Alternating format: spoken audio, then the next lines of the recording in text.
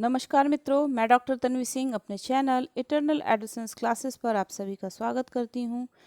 जैसा कि आप सभी जानते हैं कि जो लोग भी नेट और असिस्टेंट प्रोफेसर की तैयारी कर रहे हैं उनके लिए हमारे चैनल के माध्यम से दृष्टि द विजन पुस्तक का जितना भी टॉपिक है उसको हमारे चैनल के माध्यम से पढ़ाया जा रहा है। तो ये पुस्तक है दृष्टि the vision, UGC net JARA slate का है। इसमें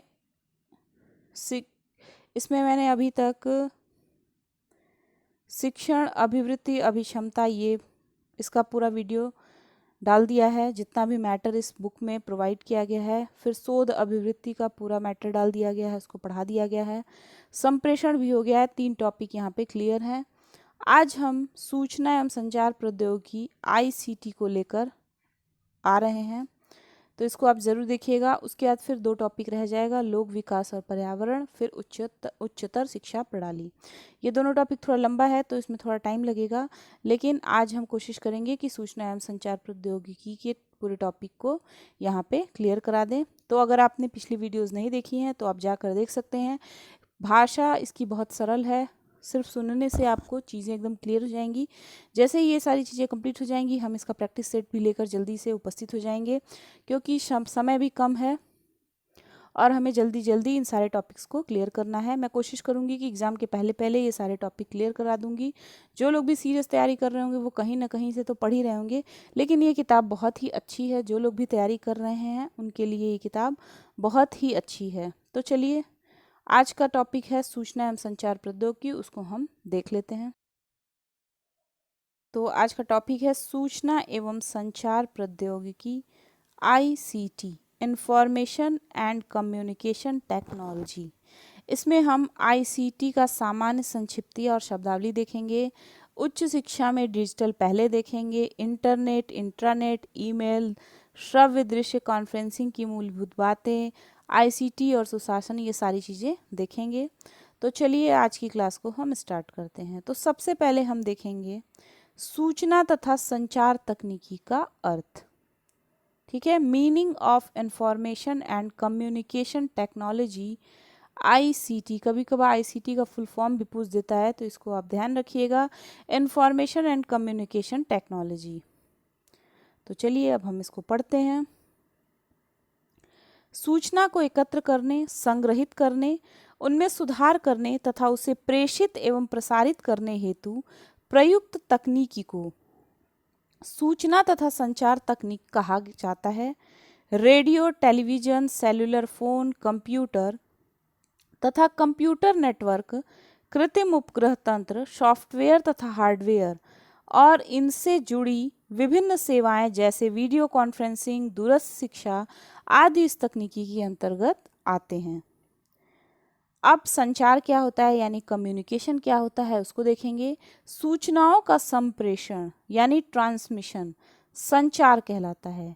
एक संचार प्रणाली के मुख्यतः 3 अवयव होते हैं। क्या क्या?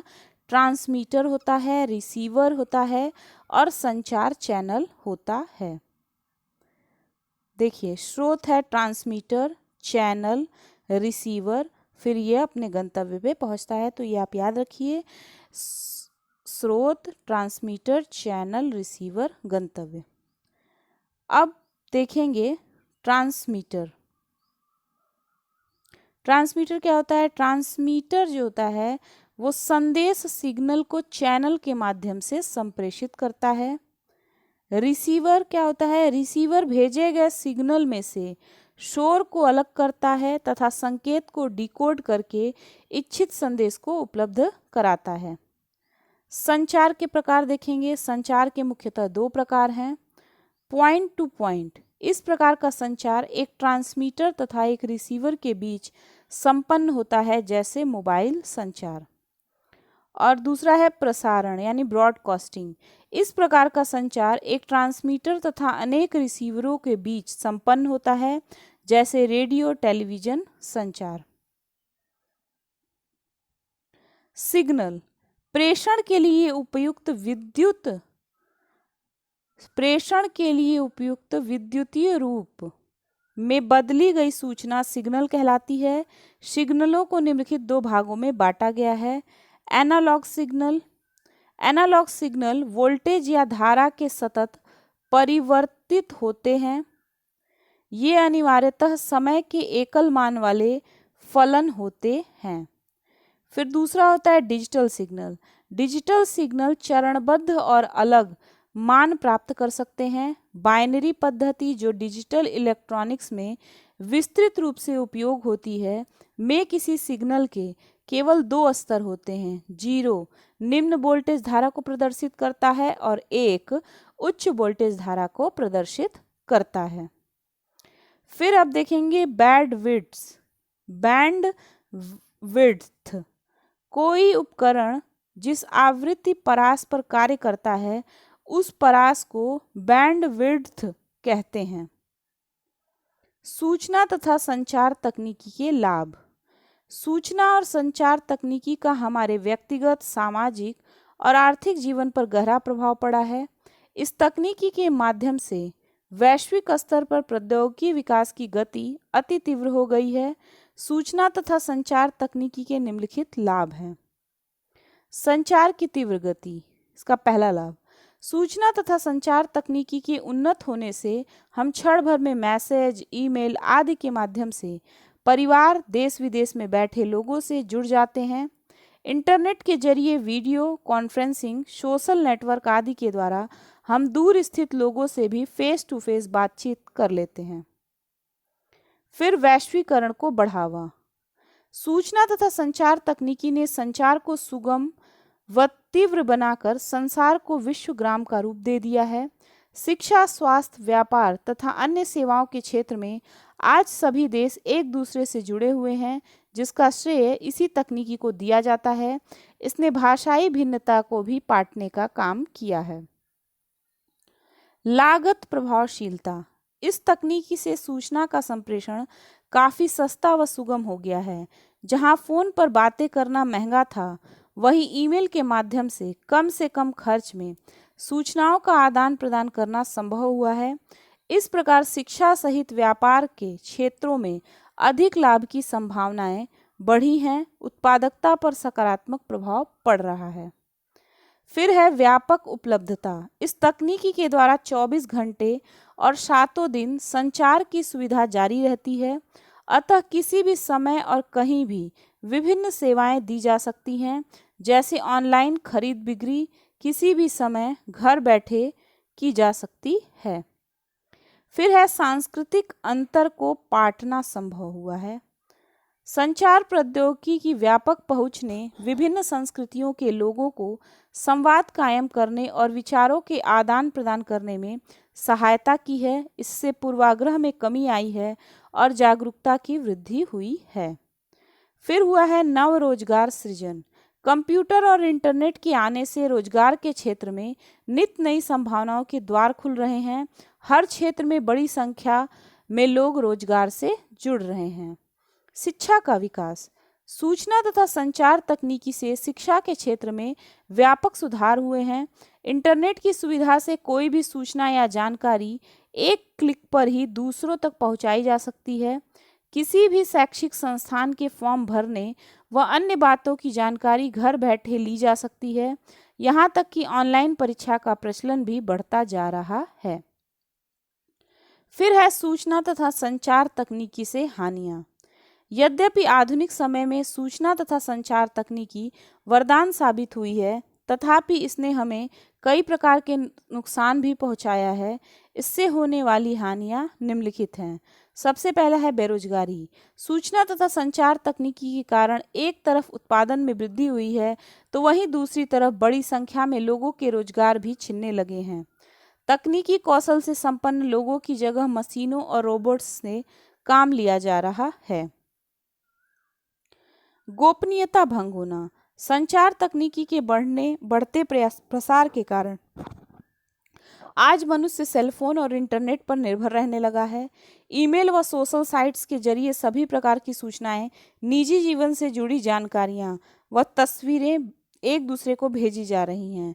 अक्सर ईमेल हैकिंग की घटनाएं व अन्य साइबर क्राइम होते हैं। ऐसे में हमारी सुरक्षा को भी खतरा उत्पन्न हो गया है। नौकरी की सुरक्षा का अभाव। वर्तमान समय में रोजगार के क्षेत्र में नित नई नई संचार तकनीकी की जुड़ती जा रही हैं। ऐसे में जो लोग इससे तालमेल बिठाने में अक्षम हैं, उन्हें रोजगार से निकाले जाने का भय हमेशा रहता है। फिर है संस्कृति को खतरा। संचार तकनीकी के प्रभावी होने से वैश्वीकरण को बढ़ावा मिल रहा है, पर विभिन्न संस्कृतियों के मेल में कमजोर और विकसित विकास की दौर से पीछे रहने वाले देश आज समाज की संस्कृति को भारी नुकसान हो रहा है और उसका अस्तित्व भी खतरे में पड़ने लगा है। देश भी भारतीय संस्कृति छोड़कर लोग देश में भी भारतीय संस्कृति छोड़कर लोग अमेरिकी संस्कृति को अपनाना चाह रहे हैं। फिर है स्मरण शक्ति की कमी। विभिन्न प्रकार की सर्वे रिपोर्टों के आधार पर यह बात सामने आई है कि सूचना तथा संचार तकनीकी के बढ़ते प्रयोग के कारण लोग छोटी बड़ी हर बात में इंटरनेट पर निर्भर रहने लगे हैं। वे अपने मस्तिष्क पर जरा भी बोझ नहीं देना चाहते हैं। इसमें सृजनकता में कभी व स्मरण शक्ति का लोप होने लगा है। फिर है दैनिक जीवन में बाधाएं। वर्तमान समय में हमारे जीवन में सूचना और संचार तकनीकी का प्रयोग काफी बढ़ रहा है, किंतु दूसरी ओर इससे जुड़े अपराध जैसे computer virus, worm, fishing, Trojan, malware, spam आदि दिनों दिन बढ़ते जा रहे हैं। इससे आम लोगों के जीवन में तरह तरह की समस्याएं आने लगी हैं। फिर अब हम देखेंगे कंप्यूटर। यहाँ से शुरू करेंगे हम कंप्यूटर के बारे में। तो ये जितनी भी चीज़ें मैंने बताई हैं, ये इसका लाभ और हानि था संचार और सूचना प्रौद्योगिकी का। अब हम सीधे आ जाएंगे कंप्यूटर पे। इसको बहुत ध्यान से देखिएगा, यहाँ से ज़्यादा प्रश्न बनते हैं। कंप्यूटर एक ऐसा इलेक्ट्रॉनिक उपकरण है जो इनपुट के रूप में डाटा ग्रहण करता है और उसे प्रोसेस करके सार्थक अर्थपूर्ण सूचनाओं के रूप में प्रदर्शित करता है। इसका कार्य यानी फंक्शंस क्या हैं? कंप्यूटर द्वारा data input, data processing, data संचयन तथा डाटा निर्गमन का कार्य किया जाता है। देखिए, इनपुट, प्रोसेसिंग, आउटपुट और ये रहा स्टोरेज। फिर कंप्यूटर सिस्टम, यह उपकरणों का समूह है जो कंप्यूटर के सुचारू संचालन के लिए आपस में जुड़े रहते हैं। कंप्यूटर सिस्टम के मुख्य अवयव। इनपुट यूनिट, यह उपयोगकर्ता को प्रोसेसिंग के लिए डाटा या सूचना प्रोसेसिंग यूनिट को प्रदान करने में सक्षम बनाता है। फिर है प्रोसेसिंग यूनिट, इनपुट यूनिट से प्राप्त डाटा को उपयोगी सूचना में परिवर्तित करता है। फिर है आउटपुट यूनिट, यह प्रोसेस डाटा उपयोगकर्ता को उपलब्ध कराता है। स्टोरेज यूनिट, यह डाटा, प्रोग्राम तथा सूचनाओं को स्टोर करता है।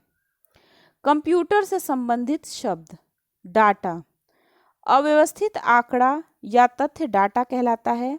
जब डाटा केवल अंकों में होता है तब यह संख्यात्मक डाटा तथा जब अंकों, अक्षरों तथा चिन्हों के रूप में होता है तब यह अल्फा न्यूमेरिक डाटा कहलाता है। फिर है सूचना, इंफॉर्मेशन, यह प्रोसेसिंग के बाद व्यवस्थित व उपयोगी डाटा होता है। निर्देश, उपयोगकर्ता द्वारा कंप्यूटर को दिए गए कमांड निर्देश कहलाते हैं। प्रोग्राम, किसी कार्य के लिए कंप्यूटर को दिए जाने वाले निर्देशों का समूह प्रोग्राम कहलाते हैं। अब हम देखेंगे कंप्यूटर का विकास। वर्ष 1642 में प्रथम गणना करने वाली मशीन पास्क लाइन का विकास फ्रांसीसी वैज्ञानिक ब्लेज पास्कल द्वारा किया गया। अंग्रेज गणितज्ञ चार्ल्स बैबेज ने वाष्प चालित गणना करने वाली मशीन विश्लेषणात्मक एनालिटिकल इंजन का विकास किया। चार्ल्स बैबेज को कंप्यूटर का जन्मदाता माना जाता है। चार्ल्स बैबेज द्वारा ही डिफरेंस इंजन का विकास किया गया था। वर्ष 1890 हरमन हॉलेरिथ द्वारा पंच कार्ड बनाया गया जिसमें गणना से संबंधित जानकारी को स्टोर किया जा सकता था। वर्ष 1936 एलन ट्यूरिंग द्वारा ट्यूरिंग मशीन का विकास किया गया। आधुनिक कंप्यूटर की मूल अवधारणा इसी पर आधारित है। एलन ट्यूरिंग को आधुनिक कंप्यूटर का जनक माना जाता है। वर्ष 1944 स्वचालित अनुक्रम नियंत्रित कैलकुलेटर मार्क 1 बनकर तैयार हुआ। फिर वर्ष 1945 में गणितज्ञ जॉन वॉन न्यूमैन द्वारा पहली बार स्टोर्ड प्रोग्राम की अवधारणा प्रस्तुत की गई। न्यूमैन ने ही बाइनरी नंबर सिस्टम तथा कंप्यूटर आर्किटेक्चर की अवधारणा भी दी थी। वर्ष 1946 electronic numerical integrator and calculator ENIAC का निर्माण हुआ। यह पहला इलेक्ट्रॉनिक कंप्यूटर था जो सामान्य उद्देश्यों हेतु प्रयोग किया गया। फिर है वर्ष 1947 बेल लेबोरेटरी द्वारा ट्रांजिस्टर का आविष्कार किया गया। इसने कंप्यूटर में लगने वाले वैक्यूम ट्यूब को प्रतिस्थापित किया। फिर वर्ष 1951 यूनिवैक 1 यूनिवर्सल ऑटोमेटिक कंप्यूटर का निर्माण हुआ। इसे इकर्ट द्वारा डिजाइन किया गया था। यह पहला वाणिज्यिक कंप्यूटर था। इसका उपयोग यूएस प्रेसिडेंट इलेक्शन परिणामों के पूर्वानुमान तथा जनगणना में किया गया था। वर्ष 1950 के दशक में फोर्ट्रॉन भाषा का विकास हुआ। वर्ष 1958 जैक किल्वी तथा रॉबर्ट नॉयस ने इंटीग्रेटेड सर्किट या कंप्यूटर चिप का आविष्कार किया। इंटीग्रेटेड सर्किट आईसी सिलिकॉन का बना हुआ ट्रांजिस्टरों का समूह होता है। मैनुएल कैस्टले ने नेटवर्क सोसाइटी का सर्वप्रथम प्रयोग किया। विलियम इंग्लिश ने पहले माउस का प्रोटोटाइप तैयार किया। वर्ष 1964 में इसी वर्ष सेमर क्रे द्वारा पहला सुपर कंप्यूटर CDC 6600 निर्मित हुआ। वर्ष 1968 माउस और ग्राफिकल यूजर इंटरफेस GUI, इसका फुल फॉर्म पूछता है। GUI का फुल फॉर्म है ग्राफिकल यूजर इंटरफेस से युक्त आधुनिक कंप्यूटर के एक प्रोटोटाइप का डगलस एंजलबर्ट द्वारा प्रदर्शन किया गया। माउस का पेटेंट डगलस एंजलबर्ट के नाम पर है। वर्ष 1969 यानी 1969 बेल लैब ने यूनिक्स ऑपरेटिंग सिस्टम का विकास किया जिसे बाद में सी प्रोग्रामिंग लैंग्वेज में लिखा गया।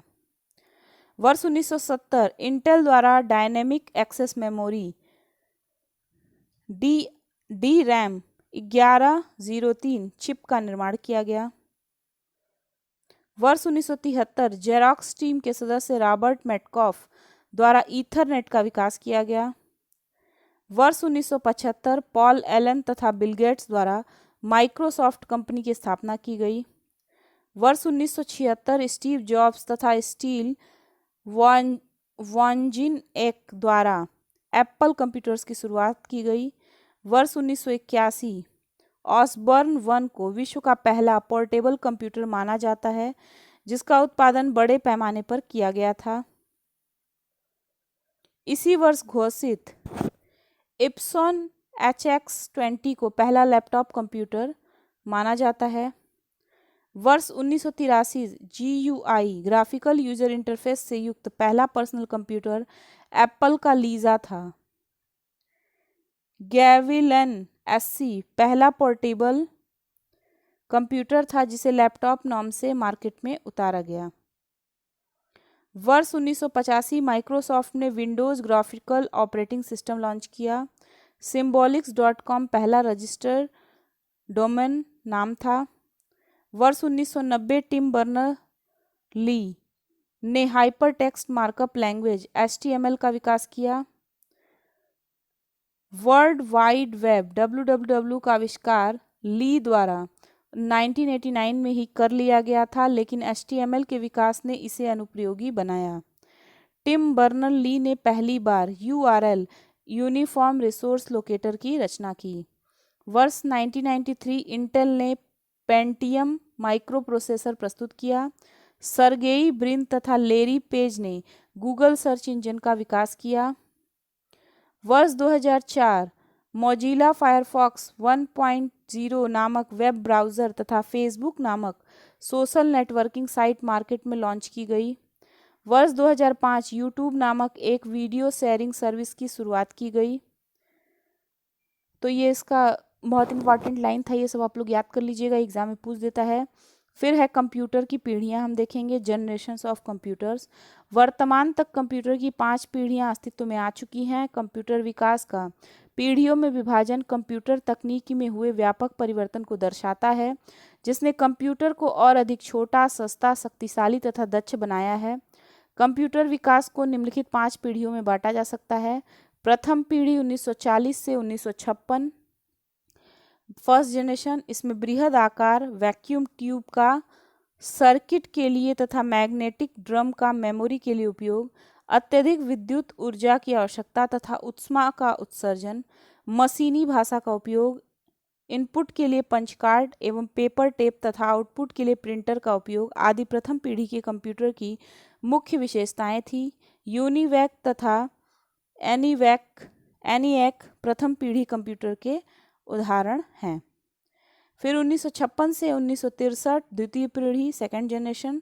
इस पीढ़ी में ट्रांजिस्टर ने वैक्यूम ट्यूब का, मैग्नेटिक कोड तकनीकी ने मैग्नेटिक ड्रम का तथा असेंबली भाषा ने मशीनी भाषा का स्थान ले लिया, जिसने कंप्यूटर को पहले से छोटा, सस्ता, तेज और अधिक ऊर्जा दक्ष बनाया। फिर भी अधिक ऊर्जा खपत एक समस्या बनी रही। फिर 1964 से 1971 तृतीय पीढ़ी थर्ड जनरेशन।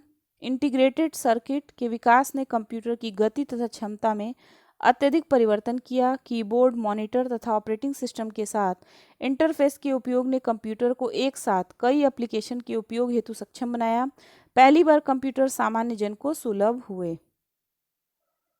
फिर 1971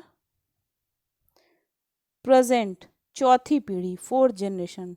माइक्रो प्रोसेसर जिसमें हजारों इंटीग्रेटेड सर्किट एक ही सिलिकॉन चिप पर लगी होती है का उपयोग आरंभ हुआ।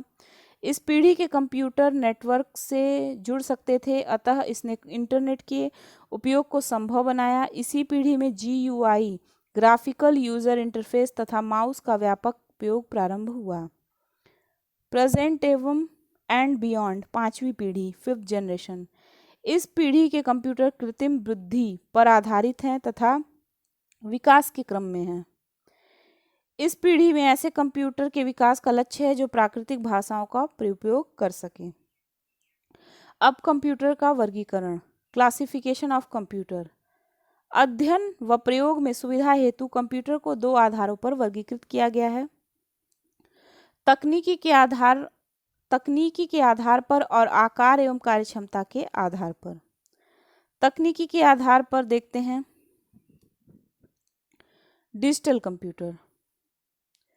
असतत रूप से सूचनाओं के प्रसंस्करण द्वारा समस्याओं के समाधान में सक्षम उपकरणों के एक वर्ग को डिजिटल कंप्यूटर कहते हैं।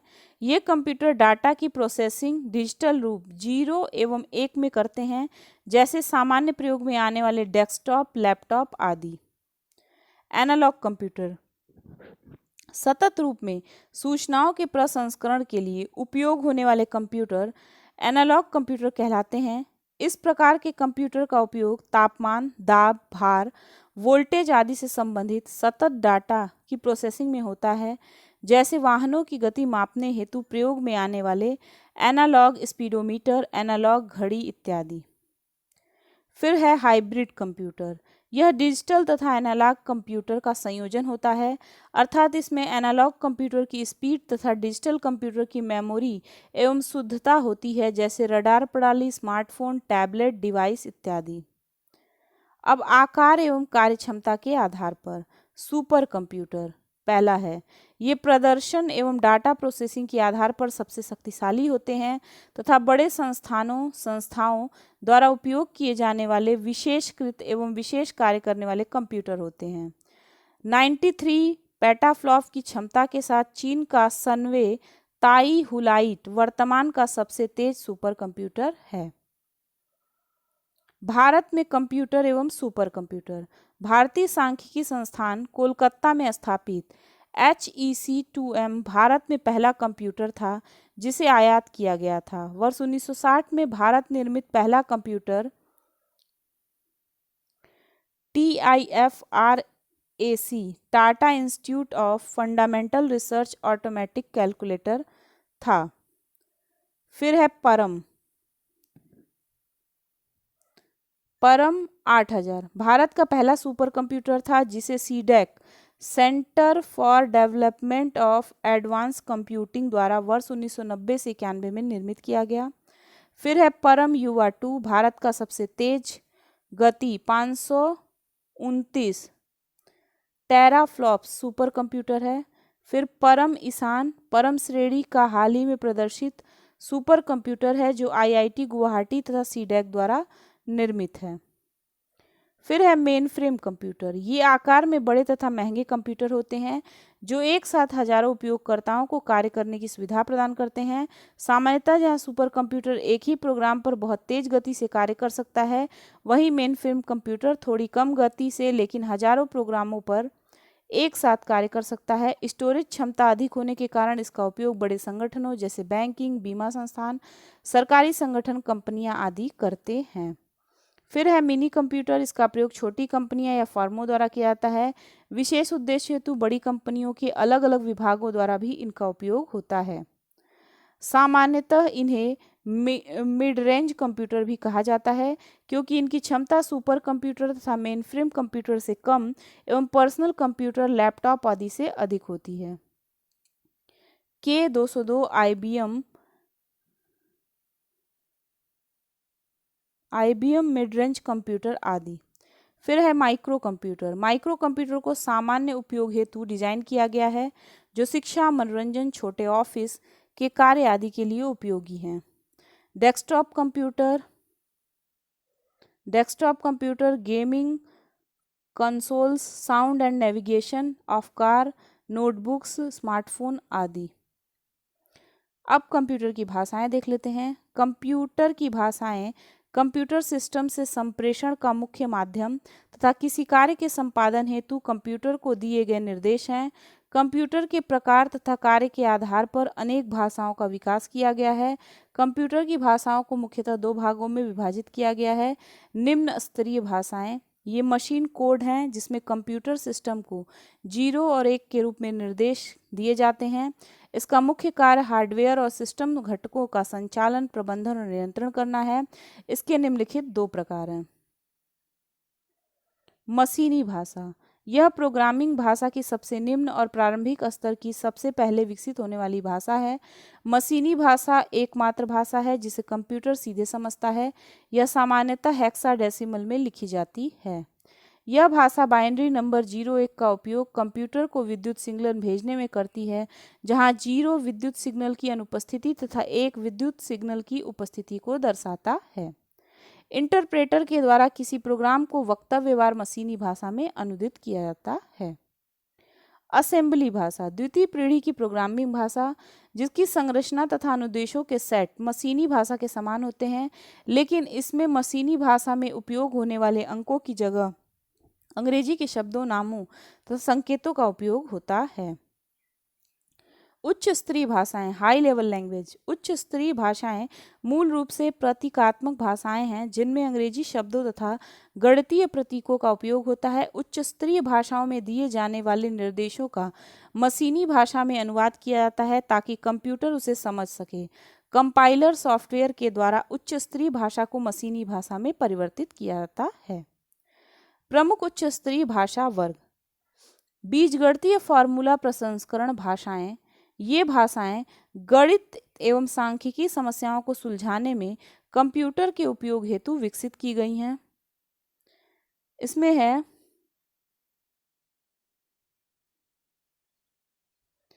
बेसिक,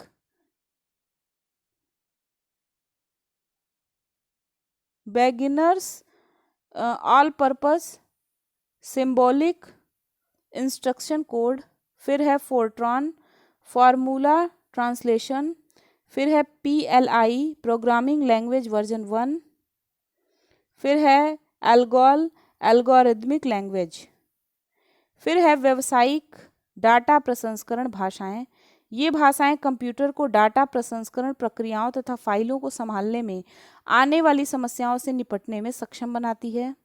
फिर है COBOL common business oriented language. फिर है RPG, report program generation.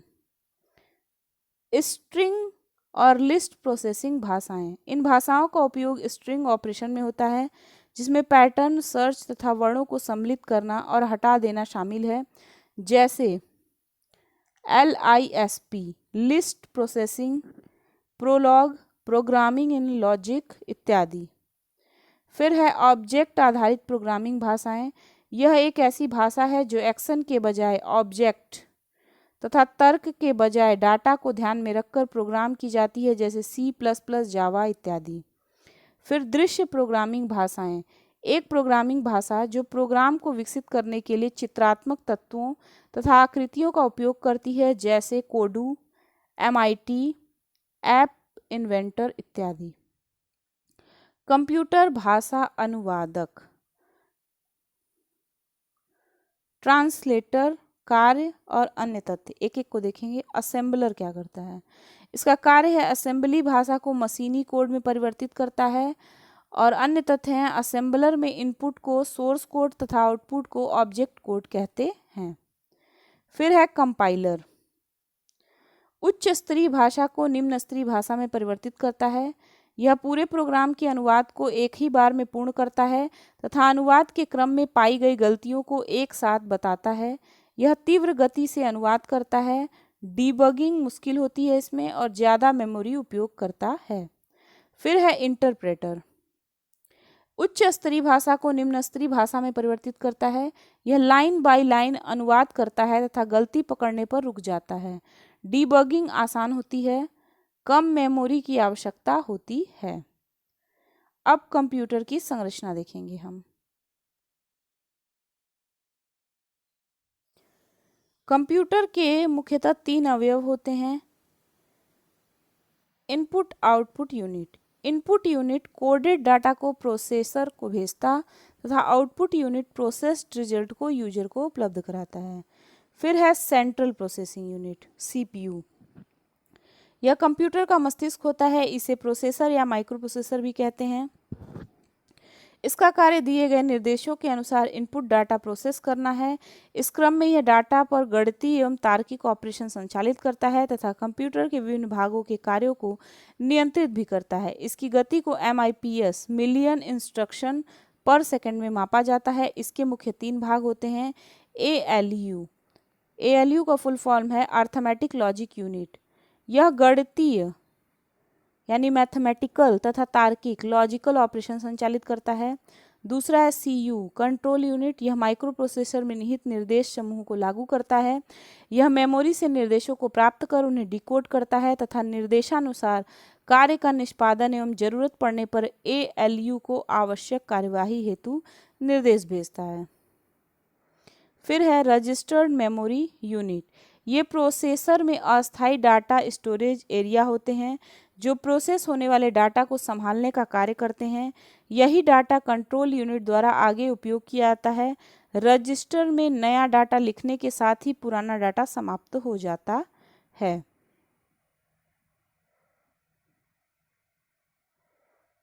Memory unit. Memory computer में आंतरिक स्टोरेज एरिया होती है जो डाटा तथा निर्देशों को स्टोर करता है। Central processing unit, central processor देखिए,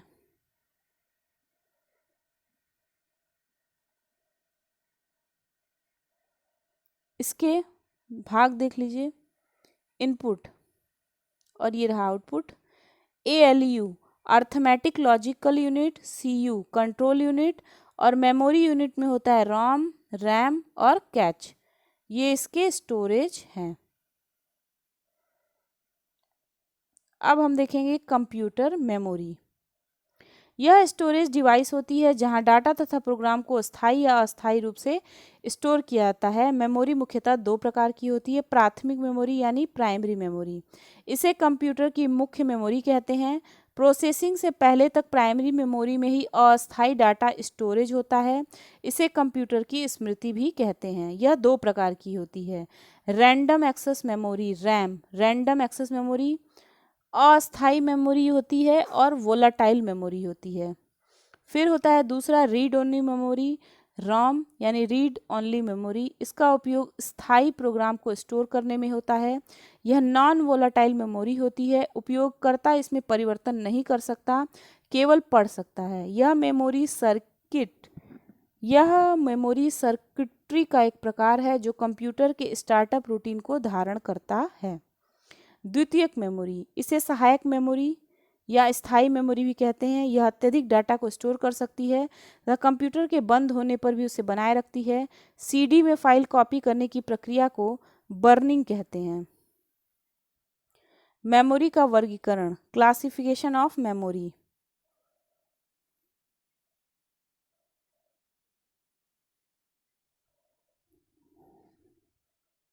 तो देखिए यहाँ पे memory types and storage device, इसमें प्राइमरी मेमोरी है और सेकेंडरी मेमोरी है। तो प्राइमरी मेमोरी में देखिए वोलाटाइल और नॉन वोलाटाइल रोम। तो इसमें क्या आएगा, इसमें रजिस्टर्स, कैच 1 2 3, फिर इसमें रैम आएगा। रैम में S RAM, D RAM, C D RAM, E D RAM, E D O, flash RAM. फिर है non volatile ROM, P ROM, E P ROM, E P ROM. फिर सेकेंडरी मेमोरी में आएगा magnetic memory, इसमें tape, H D, zip, disk, F D D. फिर optical memory में आएगा C D ROM, C D R, C D, फिर D V D ROM, D V D are, D V D R W. तो ये था memory का वर्गीकरण। Cache memory, मुख्य मेमोरी तथा सीपीयू के बीच स्थित मेमोरी जो मुख्य मेमोरी के डाटा ट्रांसफर दर तथा सीपीयू की अत्यधिक प्रोसेसिंग स्पीड के बीच संतुलन स्थापित करती है। कंप्यूटर मेमोरी प्रकारों में उच्चतम से न्यूनतम गति CPU registered, cache memory, main memory, secondary storage की होती है। फिर है वर्चुअल मेमोरी, यह एक अस्थायी मेमोरी है जो ऑपरेटिंग सिस्टम द्वारा उस समय प्रयोग में लाई जाती है जब किसी प्रोग्राम को रन करते समय वास्तविक रूप से उपलब्ध मेमोरी का अभाव हो जाता है। ऐसी स्थिति में ऑपरेटिंग सिस्टम रैम से प्रोग्राम को कुछ देर के लिए हार्ड डिस्क में सेव कर लेता है। यह अति विस्तृत मुख्य मेमोरी का भ्रम होती है। अब मेमोरी का मापन देखिए, मेमोरी का मापन ये सारा वो है यूनिट। इसको कैसे ऑब्जर्वेशन करेंगे, ये डेसिमल वैल्यू है, ये बाइनरी वैल्यू है और ये डेसिमल वैल्यू है। इसको हम याद करने का तरीका बताएंगे। पहले आप ये चीज़ देख लीजिए, बिट को बी से, इसका डेसिमल वैल्यू होता है 0 और 1 और बाइनरी वैल्यू होती है 0 और 1। बाइट का बी से, इसकी डेसिमल वैल्यू होती है 8 बिट्स और बाइनरी वैल्यू होती है 8 बिट्स। किलोबाइट के बी 1000 बाइट्स 1024 बाइट्स होता है बाइनरी वैल्यू। मेगाबाइट का एम बी, इसका 1000 पावर होता है 2 बाइट्स होता है और बाइनरी वैल्यू होगा 1024 की पावर होगी 2 बाइट्स। फिर गीगाबाइट का जीबी 1000 पावर 3 बाइट्स और बाइनरी वैल्यू होगी 1024 पावर होगा 3 बाइट्स। इसको भी देखते चाहिए, याद करने का तरीका भी बताती हूँ। फिर टेराबाइट टीबी, इसका होगा 1000, इस पे 4 इसकी पावर है बाइट्स और बाइनरी वैल्यू होगी 1024 4 बाइट्स। फिर है petabyte PB, exabyte EB, zettabyte ZB, फिर यूटाबाइट वाईबी। इसमें 1000 पे पावर 5 है, इस पे 1000 की पावर 6 है, इस पे 1000 की पावर 7 है, इसमें 1000 की पावर 8 है और ये 1024 की पावर 5, 1024 की पावर 6, 1024 की पावर 7, 1024 की पावर 8। देखिए फिर इसको डेसिमल वैल्यू निकालने के लिए आप ऐसे इसको याद कर लीजिए, इसका होगा 1/8 ऑफ अ बाइट।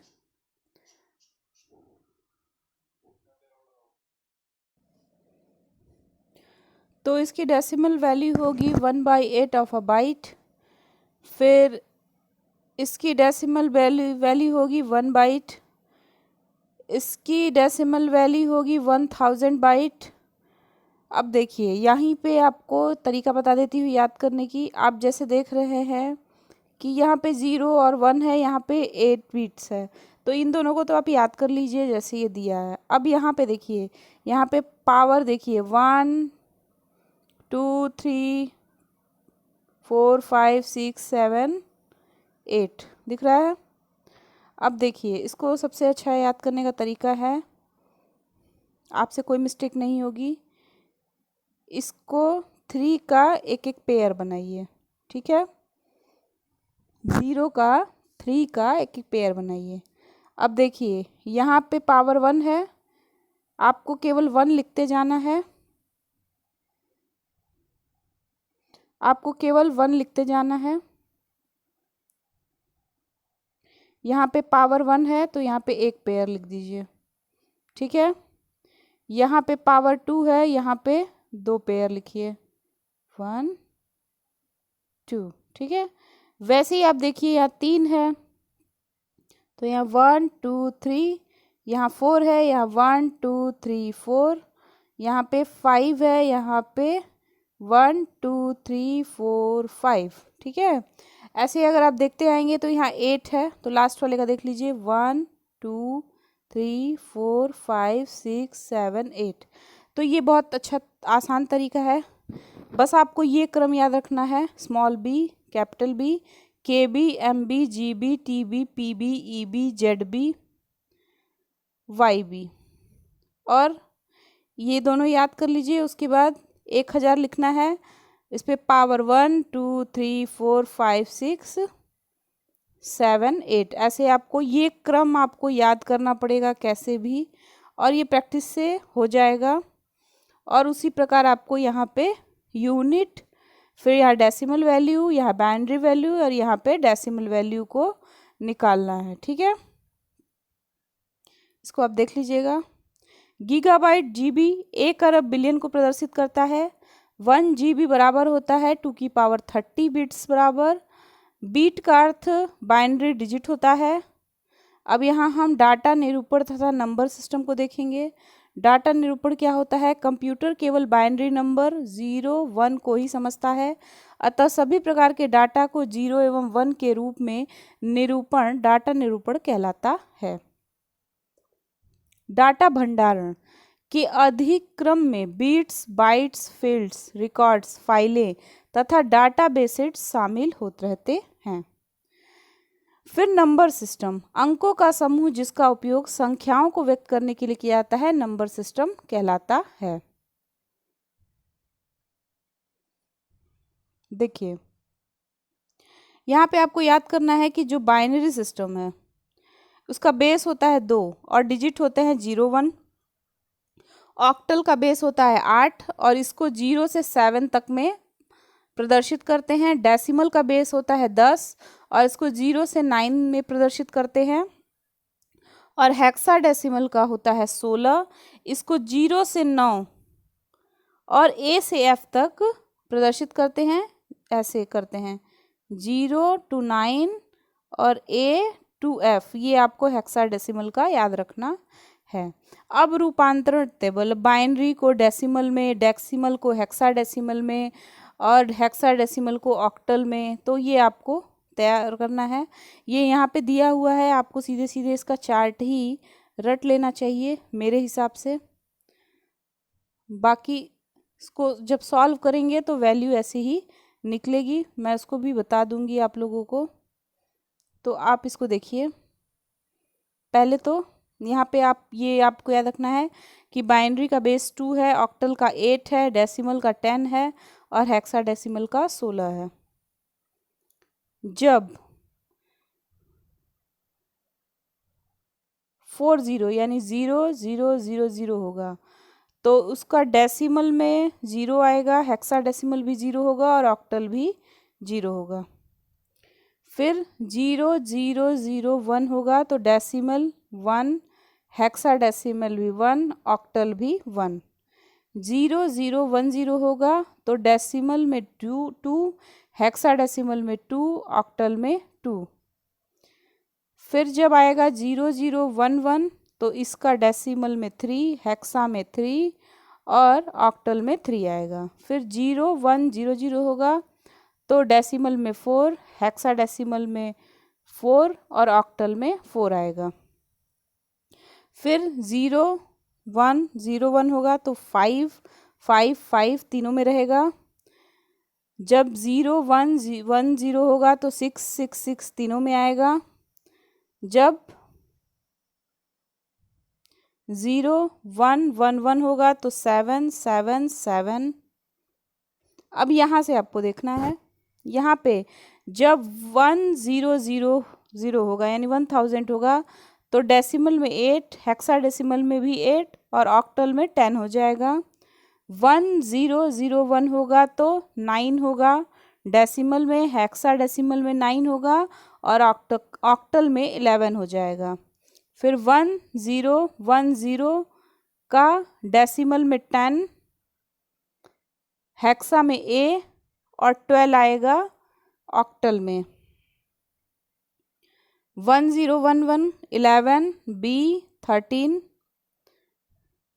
1100 में 12, C 14, 1101 13, D 15,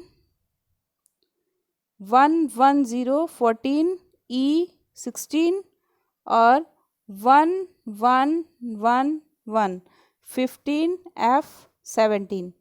ये कैसे आएगा इसका भी तरीका बता देंगे। ये एक पूरा चार्ट है, इसको आप याद कर लीजिएगा तो आपको एग्ज़ाम में बहुत दिमाग लगाने की ज़रूरत नहीं पड़ेगी। इसको थोड़ा सा लिख के याद करिए, कोई ट्रिक लगा के याद करिए तो ये आपको याद हो जाएगा। बस आपको ये याद रखना है कि बाइनरी का बेस 2 होता है, ऑक्टल का 8 होता है, डेसिमल का 10 होता है, हेक्साडेसिमल का 16 होता है।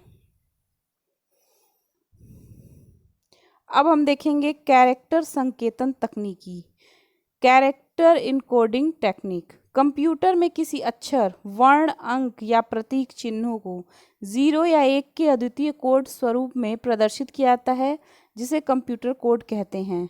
BCD बाइनरी कोडेड डेसिमल, इसमें 4 बिट एक डेसिमल डिजिट को निरूपित करता है। इसमें डेसिमल डिजिट को बाइनरी डिजिट में निरूपित किया जाता है।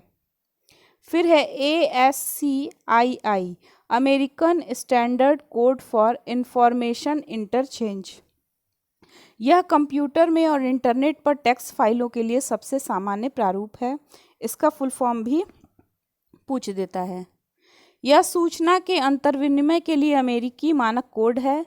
एक ASCII फाइल में प्रत्येक अल्फ़ाबेटिक न्यूमेरिक या विशेष कैरेक्टर को 7 बिट या 8 बिट के बाइनरी नंबर द्वारा निरूपित किया जाता है। क्रमशः इस प्रकार 128 कैरेक्टर तथा 256 कैरेक्टर परिभाषित किए गए हैं। यूनिक्स और डॉस ASCII का उपयोग टेक्स्ट फाइल के लिए करते हैं। फिर है यूनिकोड। यह मानक विभिन्न प्लेटफार्मों, डिवाइसों, एप्लीकेशनों या विभिन्न कंप्यूटर भाषाओं में किसी अक्षर को निरूपित करने के लिए एक अद्वितीय संख्या प्रदान करता है। यह डाटा निरूपण के लिए 8, 16 या 32 बिट का प्रयोग करता है। कंप्यूटर के मुख्य भाग हम यहाँ देखेंगे। कंप्यूटर के मुख्य 2 भाग होते हैं, हार्डवेयर और सॉफ्टवेयर। हार्डवेयर कंप्यूटर के लिए आवश्यक एवं उनकी कार्यक्षमता में वृद्धि करने वाले सभी भौतिक हिस्से हार्डवेयर कहलाते हैं। इनपुट डिवाइस ऐसे हार्डवेयर डिवाइस जो कंप्यूटर को डेटा भेजने का कार्य करते हैं। इनके माध्यम से उपयोगकर्ता कंप्यूटर से इंटरैक्ट कर सकता है तथा उसे नियंत्रित कर सकता है। उदाहरण keyboard, mouse, scanner, microphone, touch screen, webcam, joystick, trackball, OCR, reader bar, code reader, MICR, light, pen, graphic tablet, digital camera, smart card reader तथा बायोमेट्रिक सेंसर आदि। इसको आप सब याद कर लीजिएगा, ये छांटने के लिए दे देता है। फिर आउटपुट डिवाइस, ऐसे पेरिफेरल डिवाइस जो कंप्यूटर से सूचना प्राप्त करते हैं तथा उसे प्रदर्शित करते हैं। उदाहरण है monitor, speaker, printer, plotter, multi media projector, SGD, GPS device, sound card, video card, braille reader. Storage device, ऐसे हार्डवेयर डिवाइस जो जानकारी या सूचनाओं को स्थायी या अस्थायी रूप से स्टोर करते हैं, जैसे hard drive, CD drive, USB stick, DVD drive, blu ray drive, flash drive, memory card, cloud storage, pen drive, floppy disk drive इत्यादि। कम्युनिकेशन डिवाइस, ऐसे उपकरण जो डाटा संप्रेषण में सहायक होते हैं, जैसे एनआईसी, नेटवर्क इंटरफेस कार्ड। यह एक कम्युनिकेशन डिवाइस है जो नेटवर्क से कंप्यूटर को जोड़ने के लिए कंप्यूटर में लगा होता है। फिर है WNIC, wireless network interface controller. यह वायरलेस नेटवर्क से कंप्यूटर को जोड़ता है। फिर है मॉडेम, एक संचार उपकरण जो टेलीफोन या मोबाइल नेटवर्क का उपयोग कर इंटरनेट की सुविधा प्रदान करता है। इस प्रक्रिया में यह एनालॉग सिग्नल को डिजिटल में तथा डिजिटल सिग्नल को एनालॉग में परिवर्तित करता है। हब क्या है? यह एक नेटवर्क डिवाइस है जो लोकल एरिया नेटवर्क लैन को इंटरनेट से जोड़ता है। यह स्टार नेटवर्क का केंद्र होता है। फिर है वायरलेस एक्सेस पॉइंट, यह भी लोकल एरिया नेटवर्क को इंटरनेट से बिना तार जोड़ता है। फिर है राउटर, यह एक डिवाइस है जो नेटवर्क पर डाटा पैकेटों को अग्रेषित करता है। फिर है इंफ्रारेड, बेतार संचार उपकरण जो निम्न दूरी पर स्थित कंप्यूटरों को संचार हेतु सक्षम बनाता है। ब्लूटूथ, लघु तरंग दैर्ध्य की रेडियो तरंगों का उपयोग कर यह पूर्व निर्धारित परास में स्थित कंप्यूटरों को संचार में सक्षम बनाता है। वाईफाई, यह बेतार संचार द्वारा कंप्यूटर को जुड़ने में सक्षम बनाता है। प्रिंटर, इम्पैक्ट प्रिंटर और non impact printer. Impact printer पहले देख लेते हैं। ये हैमर या पिन द्वारा स्याही युक्त रिबन को दबाकर कागज पर अक्षरों को प्रिंट करते हैं। Dot matrix printer, daisy wheel printer, line printer, drum printer, chain printer और band printer. Non impact printer, ये हैमर या पिन का उपयोग किए बिना अक्षर चित्रों को प्रिंट करते हैं। इंकजेट प्रिंटर, इसमें electronic field charge ink particle को कैरेक्टर्स में अरेंज कर देती है। लेज़र प्रिंटर, यह लेज़र बीम, मिरर तथा ड्रम के माध्यम से प्रिंट करता है। इसकी प्रिंटिंग स्पीड अधिक होती है। अब है प्रोसेसिंग डिवाइस, कंप्यूटर हार्डवेयर के वे भाग जो इनपुट डाटा को उपयोगी सूचना में परिवर्तित करने का कार्य करते हैं, जैसे सीपीयू, सेंट्रल प्रोसेसिंग यूनिट। यह कंप्यूटर को हार्डवेयर तथा सॉफ्टवेयर से मिलने वाले निर्देशों का संचालन करता है। इसे कंप्यूटर का मस्तिष्क कहते हैं। जीपीयू, ग्राफिक्स प्रोसेसिंग यूनिट, यह एक कंप्यूटर चिप है जो प्रतिकृति प्रतिपादन हेतु तेजी से गणितीय गणना करता है। मदरबोर्ड, मदरबोर्ड कंप्यूटर में मुख्य प्रिंटेड सर्किट बोर्ड पीसीबी है जो कि कंप्यूटर का आधार होता है। यह सीपीयू, रैम तथा अन्य कंप्यूटर हार्डवेयर के बीच संचार के लिए परिपथ प्रदान करता है। इसे सर्किट बोर्ड पर बहुत सारे चिप्स लगे होते हैं। साउंड कार्ड, यह एक विस्तार कार्ड है जो कंप्यूटर को ध्वनि उत्पन्न करने में सक्षम बनाता है। सॉफ्टवेयर, कंप्यूटर को एक नियत भाषा में दिए जाने वाले निर्देश को प्रोग्राम कहते हैं। किसी विशिष्ट कार्य को करने के लिए तैयार किए गए इन प्रोग्रामों के समूह को ही सॉफ्टवेयर कहा जाता है। सॉफ्टवेयर दो प्रकार के होते हैं। सिस्टम सॉफ्टवेयर, ऐसे प्रोग्रामों को कहा जाता है जिनका कार्य सिस्टम अर्थात कंप्यूटर को चलाना है। ऑपरेटिंग सिस्टम, कंपाइलर आदि इसके उदाहरण हैं। एप्लीकेशन सॉफ्टवेयर, इन्हें किसी विशेष वातावरण की विशेष आवश्यकता को पूरा करने के लिए प्रोग्राम किया जाता है। भिन्न भिन्न अनुप्रयोगों के लिए भिन्न भिन्न एप्लीकेशन सॉफ्टवेयर होते हैं। सिस्टम सॉफ्टवेयर, सिस्टम प्रबंधन प्रोग्राम और सिस्टम विकास प्रोग्राम, यानी सिस्टम मैनेजमेंट प्रोग्राम्स और सिस्टम डेवलपमेंट प्रोग्राम्स। तो हम सबसे पहले सिस्टम मैनेजमेंट प्रोग्राम्स देखेंगे। ऑपरेटिंग सिस्टम, इसमें Microsoft Windows, Ubuntu, Android, Fedora, Linux और Unix. Network management program Hyperic, HQ, Nagios, solar, wings. फिर डाटाबेस मैनेजमेंट में ACCESS, visual fox pro, Oracle. फिर है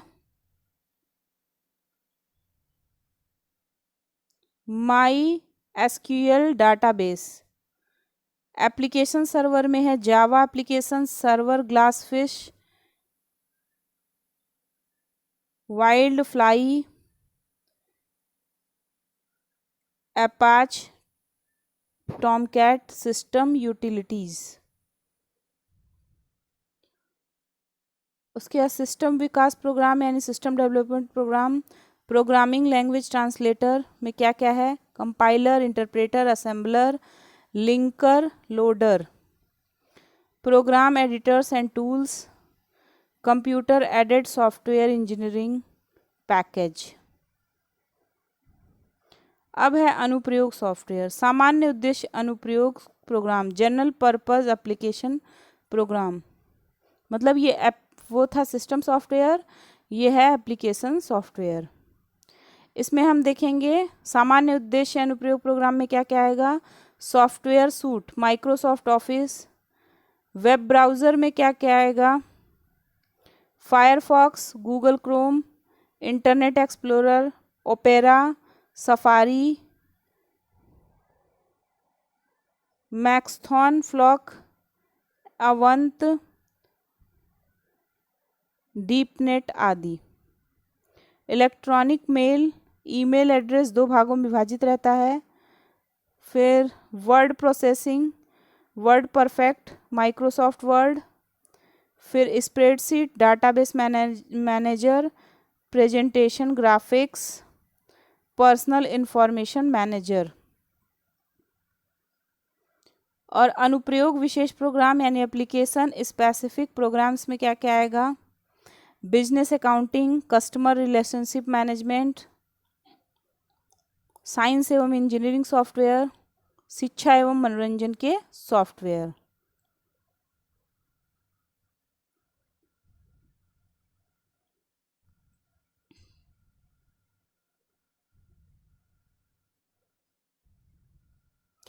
GIS, ग्राफिकल इंफॉर्मेशन सिस्टम, ये क्या है इसको देख लेते हैं। एक सूचना प्रणाली जिसे सभी प्रकार के भौगोलिक डाटा को एकत्र, संग्रह, व्यवस्थित, विश्लेषित तथा प्रबंधन और प्रस्तुत करने के लिए डिजाइन किया गया है। यह पृथ्वी के एक निर्धारित भाग के निरूपण के लिए हार्डवेयर, सॉफ्टवेयर, डाटा, लोगो, संस्थाओं तथा संस्थानों को संयुक्त प्रयास है। आपदा प्रबंधन, अपराध, सांख्यिकी, पुरातत्व, नागरिक योजना, परिवहन, स्वास्थ्य एवं चिकित्सा संसाधन प्रबंधन आदि में इसका प्रयोग किया जाता है। अब हम ऑपरेटिंग सिस्टम जो है वो अगली क्लास में देखेंगे। अगली क्लास में हम इसको पूरा समाप्त कर देंगे। आप इतना देख लीजिए, इसको समझ लीजिए। जहाँ ना समझ में आया इसको कमेंट बॉक्स में ज़रूर लिखिए। वीडियो कैसा लगा इसको कमेंट बॉक्स में ज़रूर लिखिएगा।